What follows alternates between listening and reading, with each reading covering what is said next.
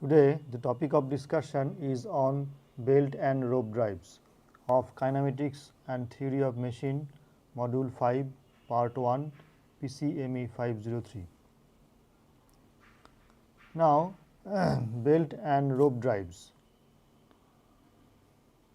that is part 1. What is the function of belt or rope drives?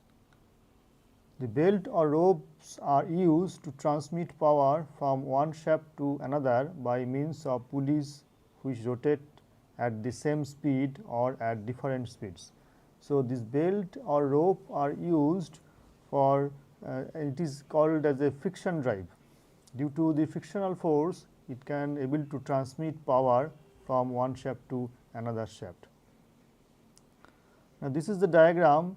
If you see this diagram, there are two pulleys, one is the larger pulley, another is the smaller pulley, and the left hand pulley, that is the red in color, it is the driver pulley, and the pulley that is the blue in color, that is the driven one, and the belt that is passing through the pulley, that is just by rotating this. So, this power is transmitting from driver to driven. And this is a very simple diagram of the rope drive. So, rope is nothing but the circular belt is called rope. This is also used for transmitting power from one shaft to another shaft. The amount of power transmitted depends upon the following factors. Number 1, the velocity of the belt. Number 2, the tension under which the belt is placed on the pulley, and number 3, the arc of contact between the belt and the smaller pulley. Now, this is the diagram. So, this diagram also indicating that there are two sides, one is the tight side, another one is the loose side. So, generally tight side is the lower side and the loose side is the upper side of upper side, because and due to the slacking of the belt, the arc of contact will be increased. That is why the loose side will be the upper side. And this is this diagram indicating the position of the two pulleys. One is the smaller one, another one is the bigger one. The smaller pulley is the diameter d, small d, and bigger pulley the diameter capital D, and C is the center to center distance of the two pulleys, and L is the total length of the belt. And this is the nomenclature of the belt and pulley drives. So, these are the different angles and the direction of rotation and position of the two pulleys and the belt and arc of contact. The condition under which the belt is used.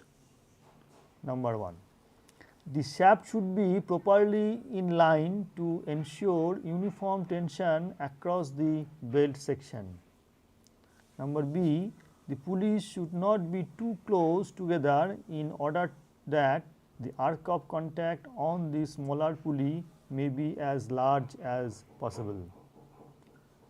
And number C, the pulleys should not be so far apart as to cause the belt to weight heavily on the shaft, thus increasing the friction load on the bearings. And number D, a long belt tends to swing from side to side, causing the belt to run out of the pulleys, which is turn develops crooked spots in the belt. And the E is the tight side of the belt should be at the bottom, so that whatever slack in present on the loose side will increase the arc of contact at the pulleys. So, this is the diagram of the belt and pulley, the smaller one the diameter D1 and the bigger one the diameter D2. And from this diagram, it is also clear that the upper side of the belt, that is the slack side, and the lower side is the tight side, and there are two views, one is the front view and another one is the top view.